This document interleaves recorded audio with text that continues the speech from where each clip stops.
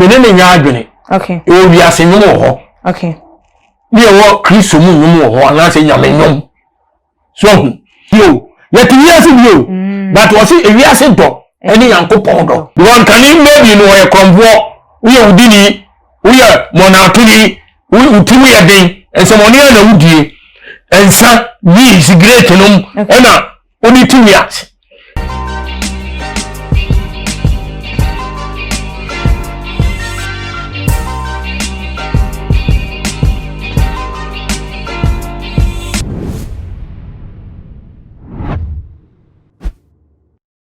Abusia for mema obibia akwaba ede eba tuma GHSO Ghana wahala jumedie ena ebre asusa musomfo muniaba ekwe sikapa enenso mede ebebe sumashefo ene etifo na munim se meji meja seida na chese ensemwa ekochi ekobreman ene yabonu bede ede ebe sumu na ene deyi ye papa nyamidifo anase nyamesumafo nyamia musini wodi nsembi ababa betu eye eja chese Ghana for dodo na esi we bie wo mo ani afa no ma bi binum so adwen eye wo mo entantana apostle okun agiman wono ena enedei ne ho asem ababeto abonti anase wode asem bi abeto abonti an Ghana for etwe ne sere ene abasam na ye papa wo da eye living Yahweh 7-day Sabbath assemblies ano achese wono ena ye leader na say founder of the church. Now, ebusia forwarding simbi ebetu eja SM.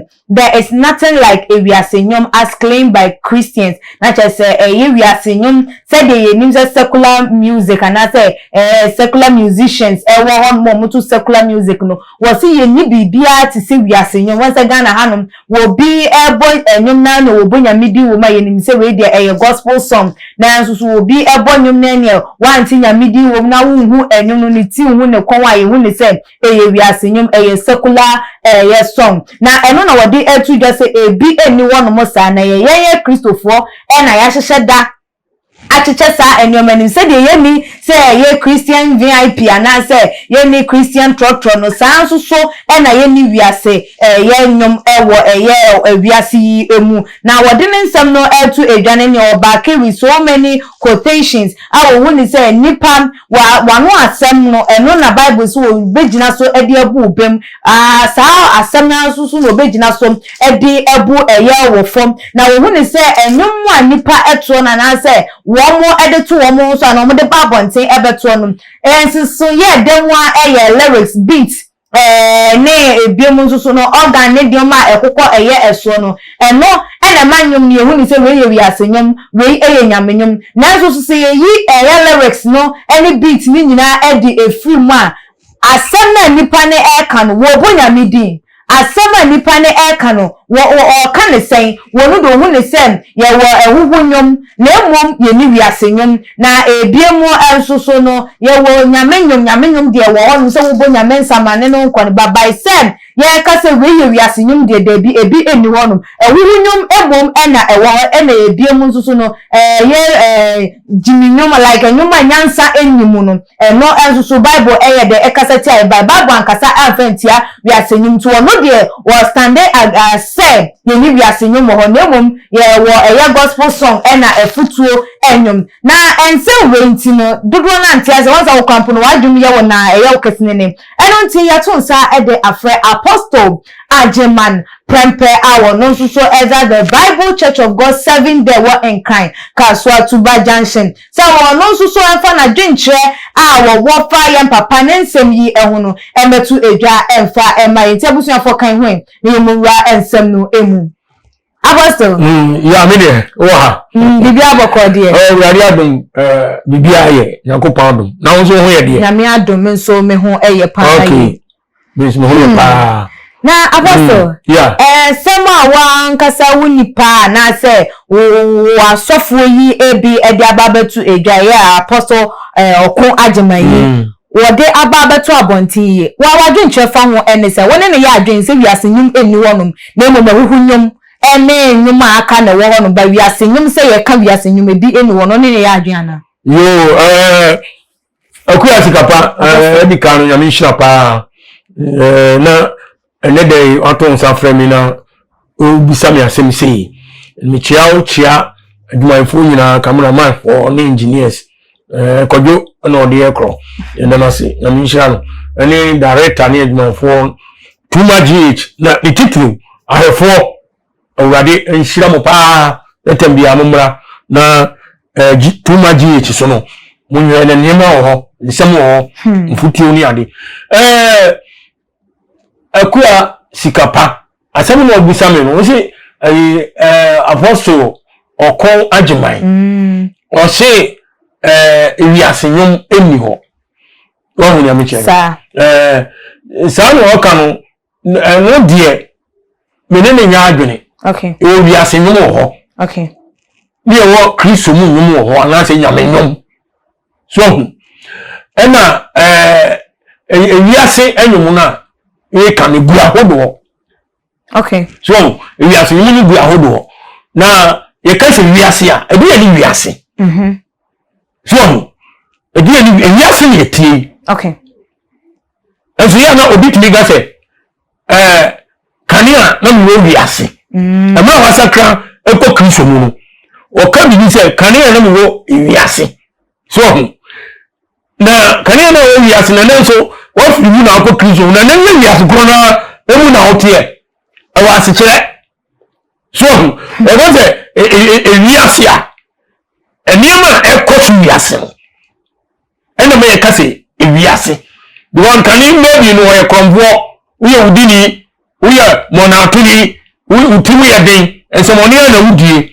ensa ni is great no ena oni ti wiase edi uvi mu no wo sakra wadi ko Kristo mu no enti na wo ka say kan ya na mo wiase edi ni mo bi won so a ene wiase ade so nyame jeno edi bi wo a wo ya na je say ade no wiase ade na wo ye okay ena ye wo anyumto ya okay ye onum bi wo a wiase nyum ebi say ede wadwene ekọ wiase on nyame jeno edi so o ka say wiase nyum bi eni ho a and the menene nya adwene so what you say because ewiase ene etim ewiase ne den Bible ka bibi efa ewiase ye wo gotie asem wi okay 1 John chapter 2 verse 15 to 17 okay si etie ni ya etie asem so ewiase do eni yankopon do okay tio ye ti wiase bio but wo si ewiase do eni yankopon do okay mo no wiase ana nioma ewe wiase okay so obi do wiase a ejane do no enimu na de ewe wiase nyina honam akono eni wa akono eni asetremu ahoa emfiri ejano na embom efiri ewiase na wiase eni na kono etwem na de oye ade a onyankopon pe no etena hoda so wiase ni na kono otwem okay mundo wiase ana niema ewo wiase so bi do wiase a Bible say ejano dom eninimu okay when you say wiase ena emu akono oni niema kese boni ekoso wiase no eno no okay so what you say entina bidin kan say so bi ebe Kristo mu a so aya bodi efoforo na niema dada no ide etwem na bibia aye foforo wo kan na wiase okay wiase de krono awuhudie okay apo ensisie ensanom braboni na wo wiase no was asisi no any friend say we yes anye mani bia na je say we wiase ni okay so say the Bible no ka okay enti yangobo bia we yes anye mani bi wo wiase no ni do enye den eni okay so eni ye say wiase a abia ye huhudie ye nipa de no ho hyemu no ene ema ye fe nipa ne say we wiase ni enti enyom to say we wiase enyom ewo ho o wiase wiase nyom ewo ho ene Kristo mu nyoma na nyame nyom enso ho ene wo dum bi ho a ye mo Nyankopon din kura won te urade Yesu anya bibia won te sa but enyom na nipa no to no eye afutusem okay o kanyansasem okay ena obi azo de na no be kanyansasem se ade a eye futuo etwe nipa kọ adepam edi nipa na mo sisi yie no ebo nipa ma ni free ni ama wo ya enye mu no nyankopon asem okay inti wo wa nyankopon abonya midi be betimi akase ye nyame asem okay wo nyankopon asem ena ye papa okay o nyame che no wo kasa kire me ya ni ma bi enye ena wu kumifo ma wo mu wo fa nyankopon asem on ko tu babro amfa wurade amem ye wo nse wo kanyina no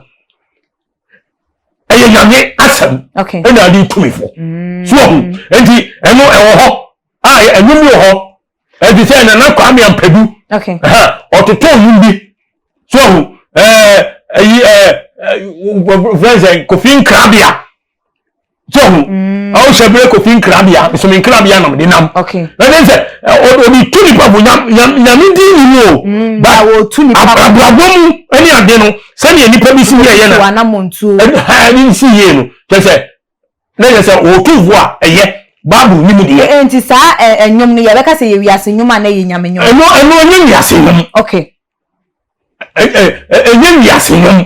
dia bi ka se enyom bi a ana se bi be ka kirew na ebe tuvu ahye won kwan enye wiase okay eno no enye wiase because ye wo enyom bi so to say obi to nyom se lumbo se wa say abi wa ha manyama di dede ibe su abenti manyama di dede no no san no numa e di ko jamai lai okay e di ko wiase nti enu ni ye wiase nyom enya che se enu ni nya gugu nyom na se huhu nyom no ne wiase no eni huhu dia no e the same huhu dia no ne wiase ni ye the same ti e ye huhu nyom any wiase nyom no in one line no okay because huhu dia huhu dia ade nipa se no ade nipa ko say okay o hu nyame chen ene ye fe no huhu dia okay ene ni wiase so hu ene o sa zo tu ni mo to wumi ewo mina no tutu mu na ene hu se se de wose aduro no obebo nyame nyom eto di Yesu Kristo ebe to nyom se enyum we wo say mesum Jesus me nkwa na nyina mesum Jesus o to sa anhu Ghana no Ghana fo fi ni yanto ebo ne ka eno o hu sa Ghana fo se mo pe ade papa mu mpe nyame eno di the same beat no ebe to onyum we ebe say abi wa ha ana wa ti sa anu no abi wa ha okay abi wa ha si e gamanyo edi nipa ko huhudiem okay edi nipa agire be wiase mu amani pantimi so nyame ani nti apostle sa nipa wotimi bo nyame nyom na o sa bo awu nyom no o be classify nipa ne say wo ye wiase ni anaso wo ye nyame sum ni anaso wo odi ni be gina nyam omo bo nyame nyom anaso odi ni bo gina wo omo bo wiase nyom so obo wiase nyom obo Kristo nyom nyame mu nyom no God of one fi no so pe sika okay anima wo to nyina sika no mo o hwehwe okay business kase no ye na o business no business no wo ye no ko o fa ne me ko ton ba na o to fo amaso o to wa yi gberu wawu enkoyie ana uja ye na be to fo so ko yi so kase business na nti wa to nyom Kristo mu na say Kristo de na enkoyie a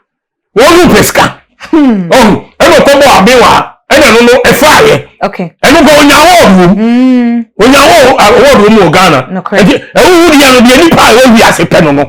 je si tu mi pese ye ntia se ye wo wiase nyom wo ho ye wo wiase nyom ankasa wo okay wiase nyom wo ho ena Kristo mu nyom so ye den wo ho na apostle ye o de Ecclesiastes 7 verse 5 jina nensem no eso achese na wo de echese like yetie enyom ono de wogina so se yase nyum eni won emom enyom anyansa enim nyum anyansa enim so nka wo betimi aka Ecclesiastes 7:5 no ewotwima because before na wa hanom ne yese it is better to hear rebuke of the wise than for a man to hear the song of fools sana ewa hanu Ecclesiastes 7 verse 5 yo Ecclesiastes 7:5 ni onyansafo enim katie eye sense obi tie nkwasea fo edonto okay o dia se enti hu ni say ye won kwasea fo nyum to ba ye ni wiase nyum nyum to no ani wiase nyum no so utie fe don ya fe don wo kan say wo se mo no wiase na nyem wo wiase so bi wo wiase a na ko don enini so ani ba bi isi wiase okay wo isi na ko okay etia se mo se nyankopon don ani wiase don na je se wiase wo ho wiase don wo ho na je se ye won krofo omo ji wiase omo qualify for wiase yes okay so eni se de won kan wa no wo se Ecclesiastes 7:5 ni san kan cho okay onyansafo enim katie enim katie yesene se obi tie nkwasiafo donto so obi jesanum a obi to na yenkwasea nyum ontia futu obi a wo hwe hu ni tin hu ni kon enu sam yenyo enyum na te san na ye fẹ no wiase anase huhu die okay jesanum a ese ni padwene ema ni pa enya kwan ensumi yame abloko because enyum no odo ko wiase ebi ni adwamanfo ebie a ya omo eto ye rumba no ne som oda musicians and the musicians in wo so am to ni mu a wo bi se nyansa wo okay wo dia se wo de bobra wo ya eduma eye kama okay na wo ni no eye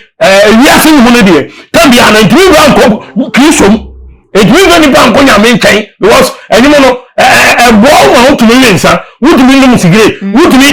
adwaman wo to me saware wo to me ye yope okay encourage you edu akọ wiase okay akọ nsam side ni no ene nyame nyemo no ene asem bia ananyum bia ye futu no ebo wo ni pa no e ma utumi kakraka ebe wuradim because etufo se ne wo ya no enye film so we read the book of Esther no 10 chapters okay ya mo Esther family ni na no wa mo nyankopon dum no kre God or Lord ebi empiemu ho enso ede ya nyankopon asem so nyame chero ya nyum lo ho no a ya mo awade ni wom okay enso so nyum no wotumi se nyame nyum pa ana nipa no to so eni wo gase wiase wiase nyum ni ho dia eni me ma se onyanti ase yi eni wiase nyum wo ho Mami cho wiase James 4:4 okay James 4:4 o say na our self wo muni say wiase adam fufa ene otan onyankopon enti obiara opese oye wiase adam vo no engina ho se nyankopon tamfo okay so enti obiara opese wiase adam vo no wi nyame tamfo yes our self o ka o mo e boni okay edi sa wo no boni kwan fo wiase a wo nyame tamfo okay so wo no yi o si wiase edi wiase na ye ka se wiase a eniem wo niem ni pa ye wo mu a enye nyankopon akwan e wo mu nam so no sa ni pa no wonam wiase ana so wiase ni okay so wo so mu no wiase ana niem wo wiase tio mu no wiase ana enuma ewo wiase na so obi nto wiase a nyankopon do me dai enini hu wo chere bi se na de wo wiase nyina hona makono okay eni wa kono okay eni asetena mu ahoa every ejano na emum efiri wiase eni wa kono asetena eni wa kono mo boy enuma be wu na mayi wo wiase wo ye ni tv so a enya sam ketoa omo wo ye ho na ka e pant nkwa ebi wo ga eba deja no kre ya kese kan eni sa niema no eni ni ho na makono eni wa kono enti ade ni wo se kristo ni no wonu wani hwehwa etumi tso adu ko wiase na kono na yede ahye omu eni asetena mu ho afide ma wo ho so ne de ewiase mu niema obi o nya no ho o yenska o kire no ho ahantan ho so tete o ye bibi chese o wa ahunade anase o che obi a anase o nya no ho and something like that so e dia no no nyankopon se e ye wiase okay e do obi ni tumi to hom na ndimo no e jamai o obi akutia okay obi di obi akutia no ni abiade no o dia se eye ade a chese sai pa no o ye wiase ni okay oh na me chero e bi o wiase ni mo ho o bebre ene no ni pape wiase ni mo ana se ehuhu nyum no enu ni pape e bi ni mo ko kristo nyum na mo kristo nyum kra wo nya me nyum a amanfo dio and you want to say, yeah, say, come award. Who told them you want? Wouldn't say that award. And then the one said, I separating one answer, almost said to be said, gospel musicians. It was Sunday, and there would be a year. So I say, yes, I can't move now, but when you are tobacco, not a continue award of pa, can't be to Christian, you not award that. And I'm saying, yeah, shut down pay and I entie. Young pay, okay. And I'm such as one was a musician because Nansen except for that concern, Bibisa, or Jai so could this off. No, Jai so could this off. And what you are sorry. What you are sorry, and what's a jar sorry, and what's a Tolono, and Jai. We die, we are saying, what torn. No, sorry. Okay. No, sorry, no question that crack. What's a jar, sorry, no. I don't know when this go. Okay. See, can you hop? Or what's that or some bad in that them? About 2 years ago. Why, okay. And I can't but if you're and to follow, good one, amendment is a 95% is car. Now, Apostle, say, Obi. Etu wiase nyom say the one me hu say wiase nyom e wo ho enti say obi tu wiase nyom na o kristo ni anaso obi sususu tu nyame nyom ono de ne nyom de utati nyame asem o use bible verses ni ayi de to eye enyom na o de wo tu nyame nyom no wo fa obi o tu wiase nyom ene na ebo enyom a enyom no eye nyame nyom ana say esa enyum no eye wiase nyum because you say because say wiase ni eni nyame nyum tuoni no e na ehia na omu nyina e de enyum aba na enyum na omu de bae no so wo mu de awurade ase o na so na mo say wiase ni e na be back no other side ni ntino ubetimi agina so aka say enyum no ye wiase nyum ana say eye kristo nyum yo me da say kwa asamo na obusa nipa enyum na wo to tuo ene hia say eye onyame nyom okay ananse eye wiase nyom okay obiase enye nipa no so oti wiase se de ye na ye ti wiase ena so ye ti mikase we wiase ni okay so onyame jeno eni o tonum edi awurade din tonum na wo de atunipa fo edi apresi nyankopon ehye nyankopon din na se hoye o sa hoye o no ne tonum na ensamu a wo ka no ani na hia okay oh nyame jeno enu to nye keyboard okay oh ga me no me kan enye drums mu ne konka mu a wo mo bo kingire beat no ene hia me tie bia enye beat no enye beat na bitie okay yes na ewu no asam na wo enye to no mo ene na me tie no more because ene na ebe wo ya daachi do kai Matthew 12:36 and 37. Awurade say asem hu biara onipa beka no bobu ho akontate muda na won nsam so no number bu bem na won nsam so no number bu 4 okay o nya me chero ebi nsam na wo ka no because o to no no cancer mpa okay ni bet yo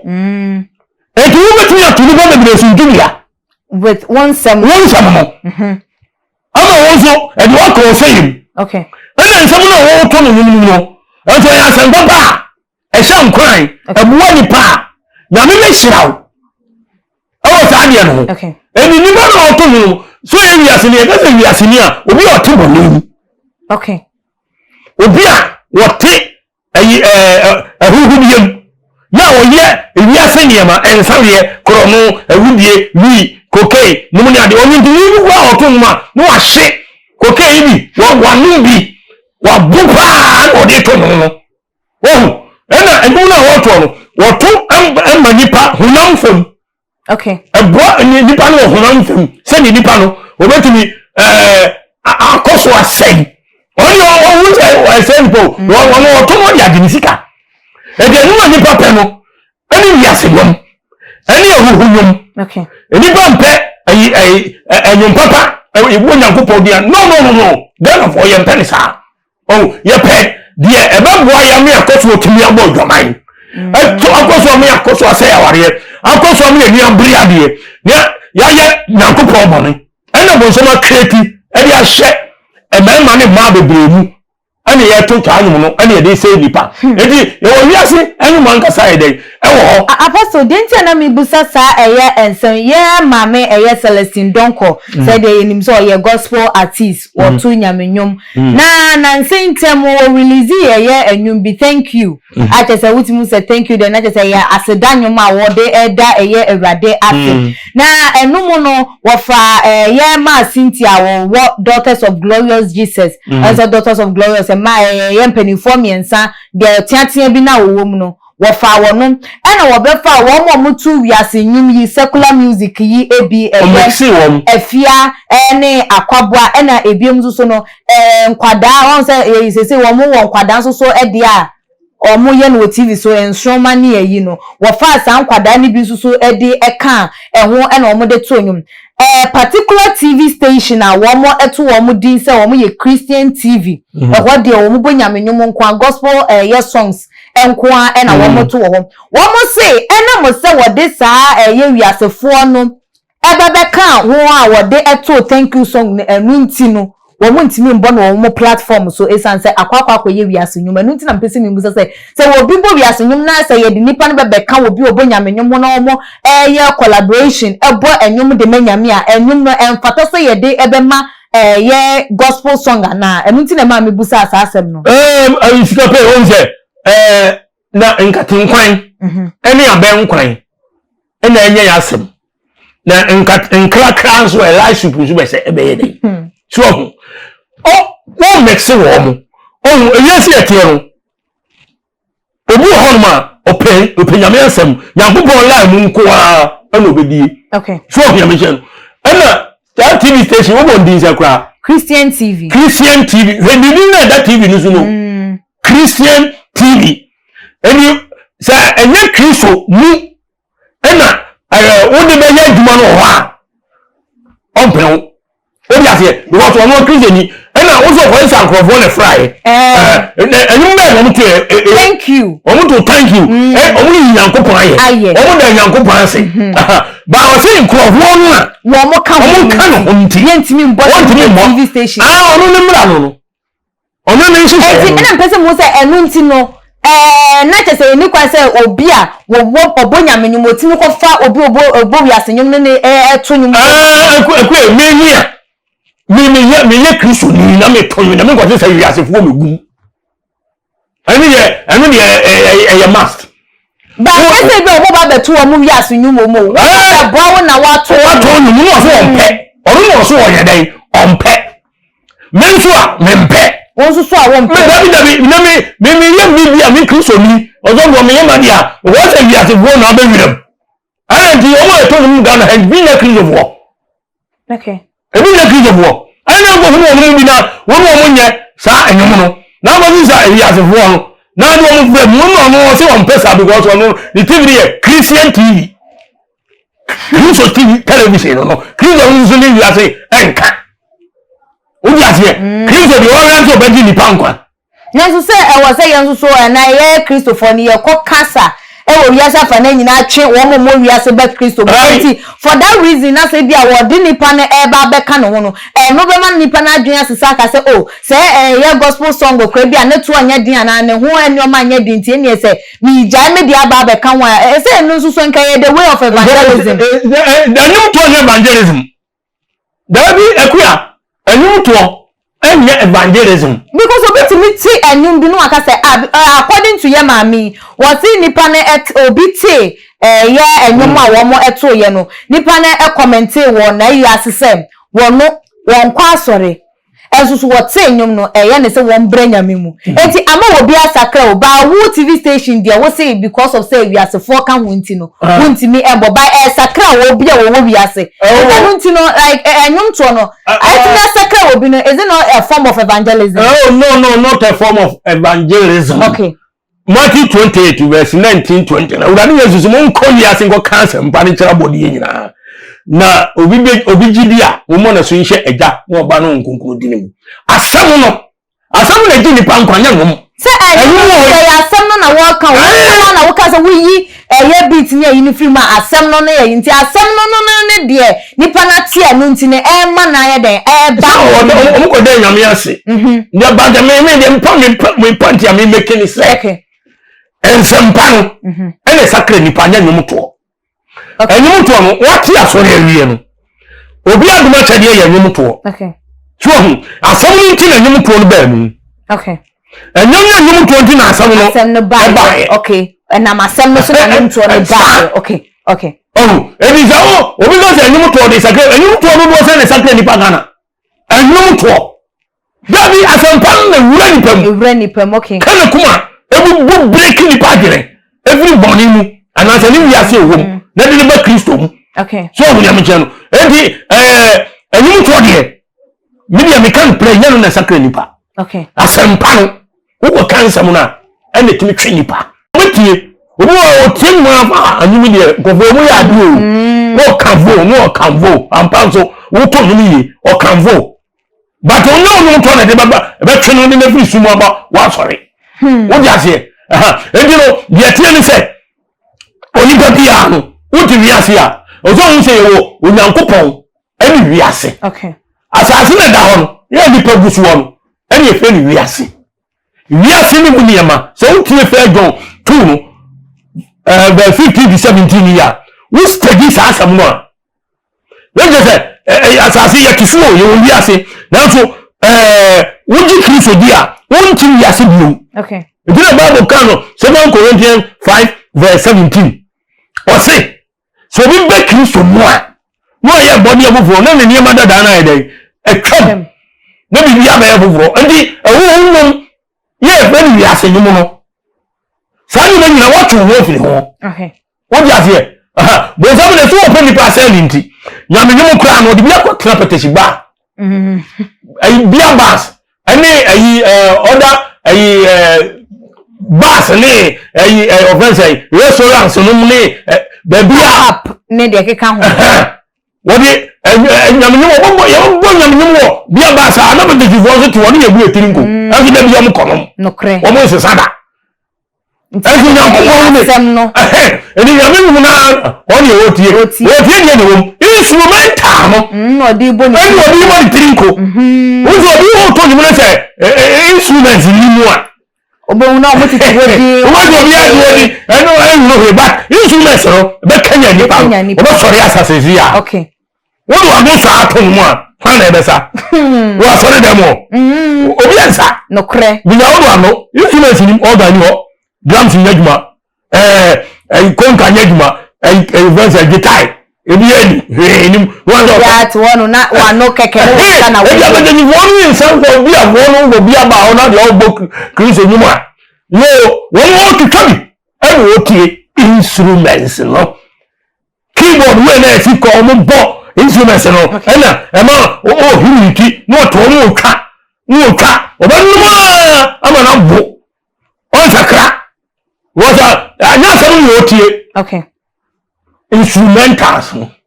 and what do you okay na che say no wa ma ya ti ase say na say o pese o ma Christopher na say gospel artist ni hu say enye ne kwan so no say obi a wotu nyamenyom o be fa obi otu wiase nyom ne no ato enyom o se say dia me de